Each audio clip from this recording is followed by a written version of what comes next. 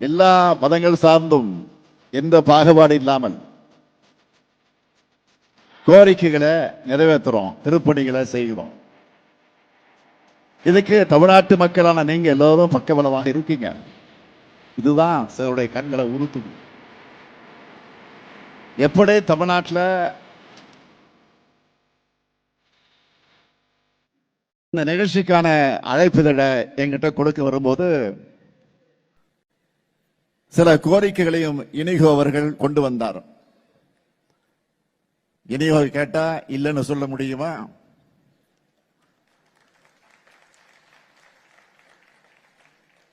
ஆக அந்த கோரிக்கைகள் எல்லாம் பரிசீலித்து அதிகாரிகளை விவாதித்து அந்த அடிப்படையில் முதல் அறிவிப்பாக நான் இங்கு அறிவிக்க விரும்புவது, சிறுபான்மை கல்வி நிறுவனங்களின் ஆசிரியர் தேர்வு கமிட்டியில அந்தந்த நிறுவனங்களின் பிரதிநிதிகள் மட்டுமே இருந்து ஆசிரியர்களை தேர்வு செய்வதற்கான அரசாணையில கையெழுத்து போட்டுட்டு தான் இந்த நிகழ்ச்சிக்கு நான் வந்திருக்கிறேன்.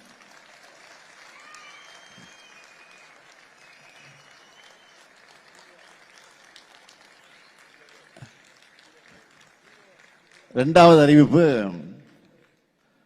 ராமநாதபுரம் மாவட்டம் கடலாடி வட்டம் மூக்கையூர் கிராமத்தில் இருக்கிற தொன்மை வாய்ந்த புனித யாக்கோபு தேவாலயம் 1,42,00,000 ரூபாய் மதிப்பீட்டில் புனரமைக்கப்படும். மூணாவது அறிவிப்பு, ஆசிரியர் தகுதி தேர்வு பிரச்சனையில சிறுபான்மை கல்வி நிறுவனங்கள் சந்திக்கிற சிரமங்களை பற்றி என்கிட்ட நேரடியா கோரிக்கை வச்சதை தொடர்ந்து அதிகாரிகளோட தீவிர ஆலோசனை நடத்தின. அதை தொடர்ந்து அரசு வழக்கு விசாரணையை நீட்டிக்கிறதுக்கு பதிலாக இந்த விவகாரம் தொடர்பாக உச்சநீதிமன்றத்தில் மாநில அரசால் தாக்கல் செய்யப்பட்ட வழக்குகளை திரும்ப பெற்றோம்.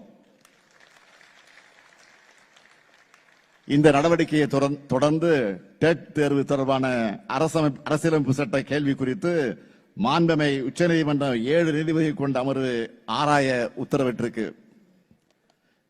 இந்த அணுகுமுறையால சிறுபான்மை கல்வி நிறுவனங்கள்ல 1439 ஆசிரியர்கள் நியமனம் செய்யப்பட்டிருக்காங்க என்பதை மகிழ்ச்சியோடு நான் தெரிவிச்சுக்கிறேன். நான்காவது அறிவிப்பு, புதிய விதிமுறைகள் நடைமுறைக்கு வர்றதுக்கு முன்னாடியே நியமிக்கப்பட்ட 470 ஆசிரியர்கள் நியமனங்களுக்கு ஒப்புதல் அளிக்கப்பட்டு கிறிஸ்துமஸுக்குள்ள அதற்கான ஆணைகள் வழங்கப்படும். போதுமா? போதும்ல? திருப்தியா?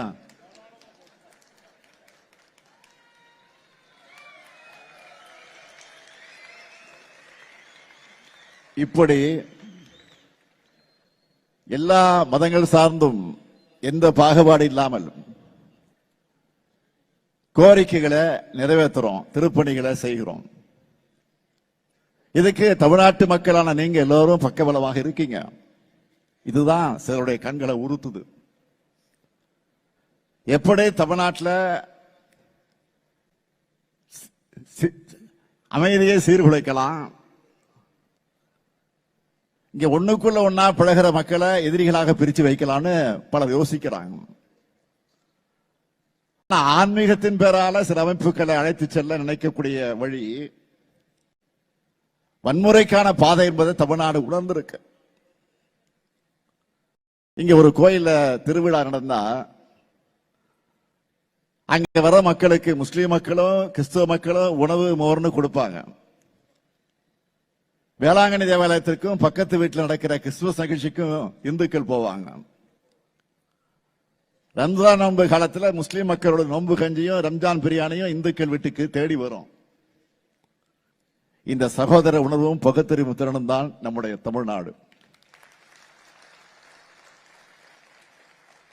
எல்லாருக்கும் எல்லாம் கிடைக்கணும் என்ற இயேசு பெருமான எண்ணத்துக்கு இலக்கணமா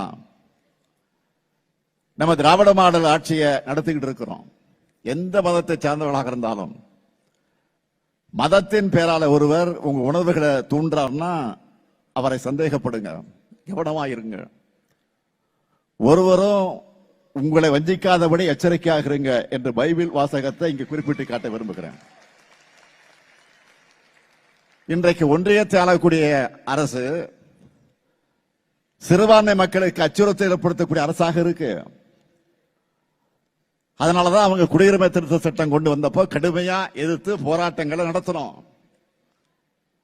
ஆனா துரோகம் செய்வதையும் மக்கள் அழகு வைப்பதை மட்டுமே தன்னுடைய அரசியலா லட்சிய அரசியலா எடுத்துக்கிட்டு செயல்பட்டு வரக்கூடிய அதிமுக அந்த சட்டத்துக்கு ஆதரவா வாக்களிச்சது. ஒன்றிய பாஜகவை பொறுத்த வரைக்கும் மதச்சார்பு என்ற சொல்ல வேப்பங்காயா கசக்குது. சொல்ல கேட்டாலே வேப்பங்காயா கசக்குது அவங்களுக்கு. அதை அரசியலமைப்பு சட்டத்தில் இருந்து நீக்கணும்னு துடிக்கிறாங்க. நாட்டோட பன்முகத்தன்மையை சிதைச்சு ஒரே மதம், ஒரே மொழி, ஒரே பண்பாடு, ஒரே தேர்தல், ஒரே கட்சி, ஒரே தலைவர் என்ற எதேச்சதிகார எதிர்காலத்தை உருவாக்க நினைக்கிறாங்க. தமிழ்நாட்டிலையும் தங்களுடைய பிளானை செயல்படுத்த நினைக்கிறாங்க. எப்படிப்பட்ட ஆபத்தையும் பாஜகவோட நாசகார திட்டங்களையும் எதிர்த்து முறியடிக்கிற வலிமை தமிழ்நாட்டுக்கும் திராவிட முன்னேற்ற கழகத்திற்கும் இருக்கு. இதுதான் நம்ம ஹிஸ்டரி. இப்ப கூட சிறப்பு தீவிர வாக்காளர் பட்டியல் திருத்தம் எஸ்ஐஆர் நடவடிக்கை மேற்கொண்டாங்களே. இதனால என்ன மாதிரியான பிரச்சனைகள் எல்லாம் நாட்டில் உருவாகி இருக்குன்னு உங்களுக்கே தெரியும். அப்படிப்பட்ட பிரச்சனைகள் தமிழ்நாட்டில் வந்துவிடக் கூடாதுன்னு தான் திமுக சார்பில் நம்ம ஏற்கனவே உச்சநீதிமன்றத்தில் வழக்கு தொடுத்திருக்கிறோம். ஒரு பக்கத்தில் நீதிமன்றத்தில் சட்ட ரீதியாக போராட்டத்தை தொடர்ந்தாலும் மக்கள் மன்றத்தில் ஒவ்வொருத்தர் வீட்டுக்கும் போய் அவங்களுடைய வாக்குரிமையை உறுதி செய்ய திமுக நிர்வாகிகள் துணையாக இருந்தாங்க. இந்த நிலையில நேற்று வரைவு வாக்காளர் பட்டியல் வெளியாகி இருக்கு. எல்லாரும் தமிழ்நாட்டில் இருக்கிற ஒவ்வொருத்தரும் உங்களுடைய வாக்கு இருக்கிறத உறுதிப்படுத்திக்கங்க. எஸ்ஐஆரை பொறுத்த வரைக்கும் நம்முடைய பணிகள் இன்னும் முடியல. உங்களுடைய வாக்குரிமை பறிக்கப்பட்டிருந்தா கழக நிர்வாகிகள் உங்க வீடு தேடி வருவாங்க. வாக்காளர் பட்டியல உங்க பேரை சேர்ப்பதற்கான உதவிகள் அவங்க செய்வாங்க. நீங்க கவலைப்படாதீங்க. நம்மை வாக்களிக்க விடாமல் தடுக்கிறதுக்கு ஒன்றியத்தில் ஆளும் பாஜக அரசு பல்வேறு முயற்சிகளை செய்வாங்க. அது எல்லாத்தையும் முறியடிச்சு நாம நிச்சயம் வெற்றி பெறுவோம். உங்க நலனையும் உரிமைகளையும் பாதுகாக்க திராவிட முன்னேற்ற கழகமும் திராவிட மாடல் அரசும் என்றைக்கும் உங்களுக்கு துணை நிற்கும். நீங்களும் எப்பொழுதும் எங்களுக்கு துணை இருக்க வேண்டும் என்று வேண்டுகோள் எடுத்து வைத்து சமாதானம் பண்ணுகிறவர்கள் பாக்கியவான்கள், அவர்கள் தேவனுடைய புத்திரர்கள் எனப்படுவார்கள் என்கின்ற பைபிளையும் தெளிவாக குறிப்பிடப்பட்டிருக்கிறது. உங்கள் செயல் அனைத்தும் அன்புமயமாக இருக்க வேண்டும். உங்கள் மீது அன்பாக இருப்பதை போலவே அடுத்தவர் மீது அன்பாக இருங்கள் என்று இயேசு பெருமானின் மொழிகளை எடுத்துச் சொல்லி விடைபெறுகிறேன். நன்றி, வணக்கம். செய்திகளை உடனுக்குடன் தெரிந்து கொள்ள கீழ்கண்ட கேபிள் மற்றும் டிடிஎச் நெட்வொர்க்குகளில் எம்நாடு செய்தி தொலைக்காட்சியை காணுங்கள். பாதகம் செய்பவரை கண்டால் நாம் பயம் கொள்ளலாகாது பாப்பா. மோதி மிதித்து விடு பாப்பா, அவர் முகத்தில் உமிழ்ந்து விடு பாப்பா. அண்மை செய்திகளை உடனுக்குடன் தெரிந்து கொள்ள இணைந்திருங்கள் எம்நாடு தொலைக்காட்சியுடன்.